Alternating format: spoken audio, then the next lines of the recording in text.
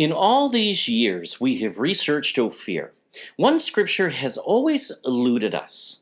In fortifying this case fully for our book project, which we will update soon, we realize this scripture in Jeremiah 6:20 is once again talking about Sheba, Philippines. Most definitely, indisputably, not Ethiopia. The wrong Sheba yet again. And it wouldn't matter if it was Ethiopia, but the point is, it is not, and this further fortifies our entire case. Very well, I might add. However, go and read one scholar after another making bad assumptions on this verse, because they have not researched this. Now, we have, and we will fully prove that Sheba in this passage is also the Philippines, not Ethiopia, who cannot qualify based on the evidence. Welcome to part 49 of 100 Clues. The Philippines is Ophir. We are including this in Solomon's Gold series up front as well, because this is good, solid evidence. Is Ophir the Philippines? Yes, we've proven that. Is Sheba? Yes, we've proven that. Is Tarshish? Yes, we've proven that. This will serve as further evidence entrenching the Philippines as the land of the Queen of Sheba. Watch this and then go out and prove it for yourself. Let's enter the realm that scholars have forsaken. This is why we care not what any scholar agrees with or not, because in hundreds of years they have screwed this up, and you'll know what we mean by the end of this video. All it takes is a simple test, and this narrative is obvious to all. Jeremiah 6:20. To what purpose cometh there to me incense from Sheba, and the sweet cane from a far country? Your burnt offerings are not acceptable, nor your sacrifices sweet unto me. Now this is Yahuwah rebuking Judea especially for setting aside his law. Somehow that keeps coming up in scripture, doesn't it? See, it matters to him, and that is all that matters. No scholar, seminarian, pastor, nor even pope can overcome the will of Yahuwah. So, why would we try? Now, in the next video, already uploaded, part 50, the estate of Adam, some of you have already viewed it. We will fully prove out that the origin of frankincense is not Ethiopia, nor is myrrh Yemen. These are nonsensical false paradigms used to really, in backwards and circular reasoning, entrap all of us in a false paradigm of Pharisee leaven. See, once you're trapped in that paradigm, it really doesn't matter what side you take within the paradigm, because you're still trapped. The walls are still there. It's time to break out of these paradigms that are created for us to fall into. The incense of Sheba originates in the Philippines. However, this will prove itself out by the other resource in this passage, which both originate from the same land, as they must. See, it must not only just have frankincense, but, and that's, by the way, this Hebrew word, labona, is also interpreted frankincense. In this passage, it's just interpreted spices, but we're going to go for it and go for frankincense. And again, we'll prove that in the next video. But it must have sugar cane. But let's not overlook, some modern translations actually render this not as sugarcane, but as sweet calamus, also known today as sweet flag. So this is either sugarcane or sweet calamus, sweet flag. Both have uses for incense and are appropriate within this passage. No problem there. But here's the good news. We do not have to decide today which one this passage is referring to, because, interestingly, we find both of these resources would disqualify Ethiopia as being the wrong Sheba for this passage yet again, also proving that frankincense must come from somewhere else, the other Sheba, the one that is from the brother of Ophir. This is what happens when so-called scholars make assumptions without conducting any research, other than, and this is normal for their paradigm, reading other scholars. That's not a way to build a case. That is a side research leg that all should certainly take that route. But then they need to go back to the Bible. They need to go to science. And if there's a resource involved, my goodness, one would think they would just simply go to history and test whether Ethiopia or the Philippines or whatever they think this Sheba might be, must in fact have native sugarcane or sweet calamus. Really, both would be even better. Now perhaps this is a little too simplistic in thinking, but we think not, because our simple thinking has clarified so much over the last 5 or so years that we've been researching, and we're glad we have. So is this Sheba the son of Ham and Cush in Ethiopia, or is it the other forgotten, overlooked, and trampled upon Sheba, brother of Ophir from Joktan from Shem, who lived, we prove, indisputably, in the Philippines? This is, on the surface, unimportant, right? Well, it may not appear so. However, what Jeremiah did here was preserve this geography, as this cannot be Ethiopia in the slightest. We'll show you. As we always say, the Bible is brilliant. When you just believe it and test it, and allow Scripture to prove out Scripture, and test Scripture. When it mentions a resource, go and look. Is that resource even native to that land that you thought it was? Well, it needs to be, or it doesn't fit. Now let's look at Ethiopian history, because it tells this story, and then what does the Philippines record for these two spices? The answer is amazing. Hindawi, originally an Egyptian, African publisher of reputable science journals, records this. Sugarcane has been cultivated by smallholder farmers since the 16th century in Ethiopia and preceded the commercial production. Oops. See, sugarcane is not native to Ethiopia. It was introduced and it grows well there, but was not cultivated until the 16th century.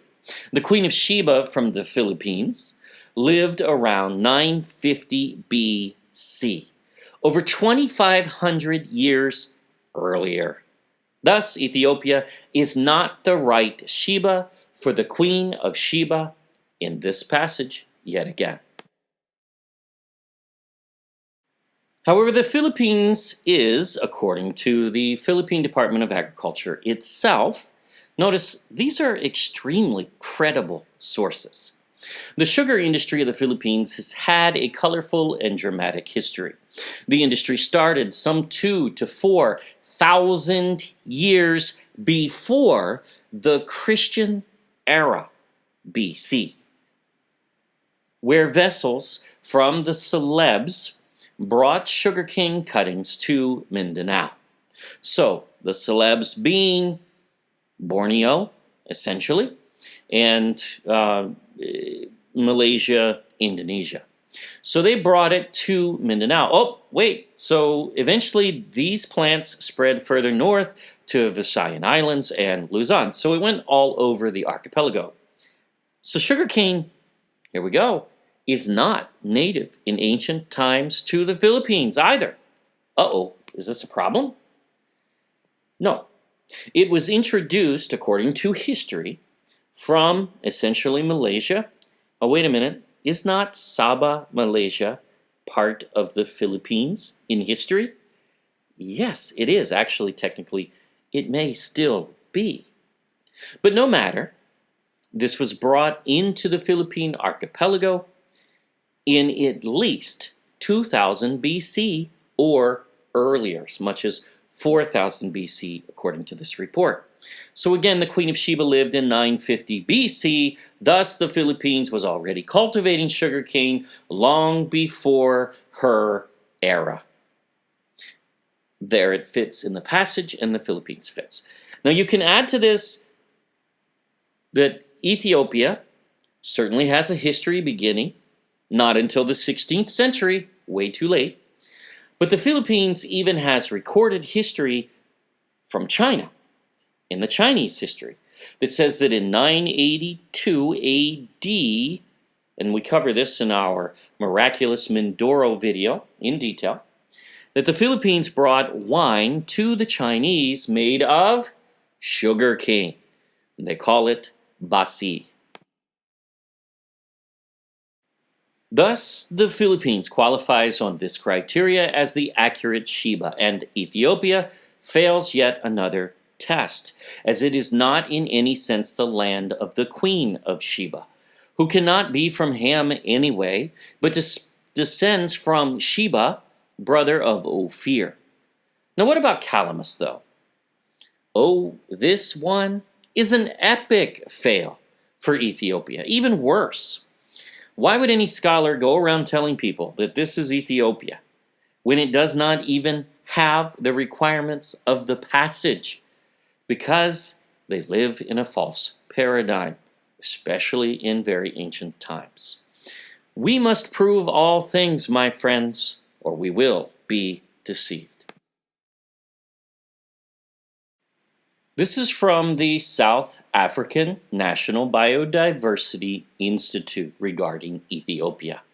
Once again, very credible. Another African source, not European, and it cannot be dismissed, nor can the first. Another African source. Acarus calamus, common names sweet flag, and then there's some others there. This plant originated from, what's that? Asia. That's according to African sources, but has been cultivated in South Africa since early colonial times along stream banks and in wetlands. It is now distributed countrywide and has become naturalized. Now, does this say this plant originated in Ethiopia? Oops. Nope, it doesn't. Not even on the continent of Africa, for that matter. It's out. But this sweet calamus, also known as sweet flag, comes from Asia, not Africa, thus not native. Colonial times, again, about the 16th century, this was introduced into Africa, into Ethiopia. So, it just doesn't work, does it? But how about the Philippines? Is it in the right part of Asia to count? The Stewart Exchange, one of the most credible botanical sites out there, says sweet calamus is found in the Philippines, along streams in mountains, creeks, other moist places with running water on boulders, etc. At low and medium altitude in Luzon, Laguna. Also found in Bontoc and Benguet provinces in swamps. At an altitude of about 1,300 meters as a naturalized element. Also occurs in the temperate to subtemperate regions of Eurasia and the Americas. Interestingly, many forget the Philippines is not only a tropical rainforest, but its climate in the mountains, especially areas like Baguio and Mountain Province, is considerably cooler and much more akin to areas of Europe, Eurasia, and the Americas for that matter. Some have said the Philippines can't be the land of Adam and Eve, in fact, because they do not grow apples there. Well, actually there are no apples in the narrative of Adam and Eve, none. But we will actually cover what the book of Enoch calls the fruit of the tree of the knowledge of good and evil. It describes that tree, and we'll show you. It comes from the Orient. But it's not apples anyway, but regardless, pinpoints the Philippines. Now, if you want, however, to look at areas like Baguio, they actually have a native apple tree. It's not in the whole Philippines, but it certainly grows in some of the mountain regions. Now, he also identifies the pili tree in the book of Enoch as he approaches the garden. So he is certainly in the Far East, even by the trees. Not to mention, he tells you he goes east of Saudi Arabia, east of India, and further to the east, and further to the east, and further to the east. So it's pretty obvious where he is. But anyway, we understand scholars are not experts in plants, by the way, and trees. And no one should expect them to be. But see, neither are we. We just research it out. That's all. All of us are capable of learning this stuff.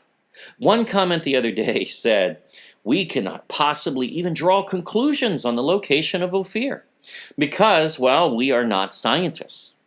And it takes at least 3 scientists to declare such. Now, by the way, you cannot find Ophir just using science. You have to use multiple disciplines, and it actually takes a group, kind of like the God culture, who actually is well-versed in many disciplines, but regardless, is good at research, because that's what matters. Now first, before silencing us, that person just silenced themselves, because that was their attempt. Because they have no right to speak at all. They don't even have a right to object, because they are not a scientist, nor are they 3 scientists. So in their own thinking, they actually discount themselves and silence themselves. Therefore, whatever they said, can't even hear it because the whole paradigm is a false narrative. Now, we can all prove these things out, and better we do it for ourselves, because frankly, on this topic, the church of every sort, every denomination, pretty much, has failed on this narrative. Science has failed on this narrative. Archaeologists, and every ologist for that matter, has failed on this topic. Seminaries have failed. Historians have failed. And without 3 failures to corroborate their own failure, one cannot research and publish findings. Now that is the epitome of ridiculous. So what do we know here?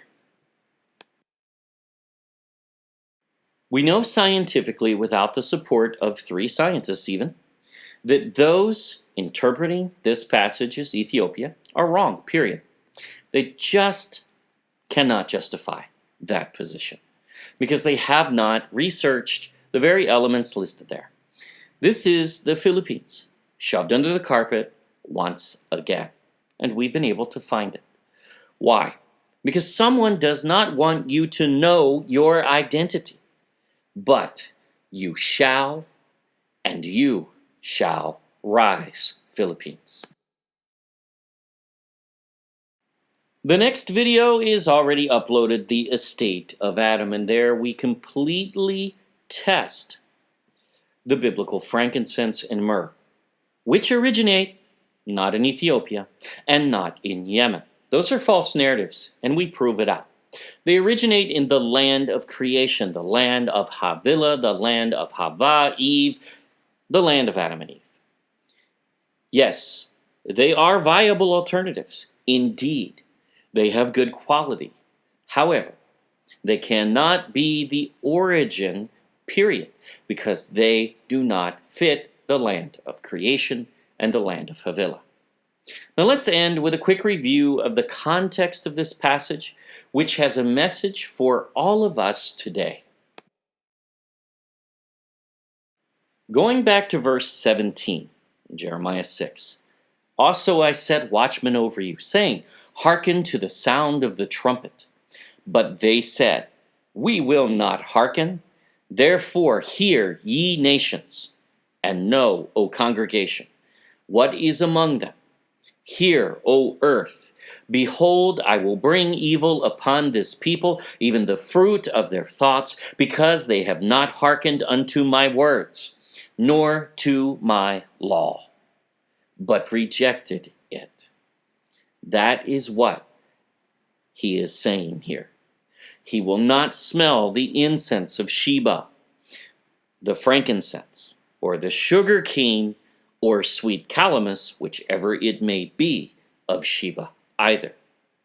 Jeremiah defines this land as the Philippines, not Ethiopia. It's out. Here we go again, though. Yahuwah is not happy with the people that do not keep his covenant. Now again, we find them keeping his covenant all the way deep into Revelation. In the very end times, the remnant will be defined by keeping his covenant. There is no escaping this. Matthew 5:17 through 20, which we've covered many times, is abundantly clear. Messiah did not abolish the law, nor the prophets, or the Old Testament, neither one. Instead, he reinforces it. He keeps the covenant himself. His disciples do the same. He renews it and makes it new, but its basis is still on the old. And he says the Old Testament will not pass away. Not one letter of it, not one letter of the law passes. Not until the day of final judgment, when heaven and earth pass away. See, he dates it. He gives a time. May we all restore his ways in our lives today. Restore his name, his feast days, his Sabbath, and his ways, not the doctrines of men. Thank you for watching Solomon's Gold series, our 100 Clues. The Philippines is Ophir as well. Please subscribe to our YouTube channel. Don't forget to click the bell. Share this video with others. Friend us on Facebook at The God Culture _space original. And check out our website at thegodculture.com. Our email is thegodculture@gmail.com, and we are scheduling conferences now for 2020. We just need hosts, that's all. Keep your eyes out for an announcement on our book details coming very soon, we hope. Thank you all for your prayers, your comments, your encouragement, and support in every way.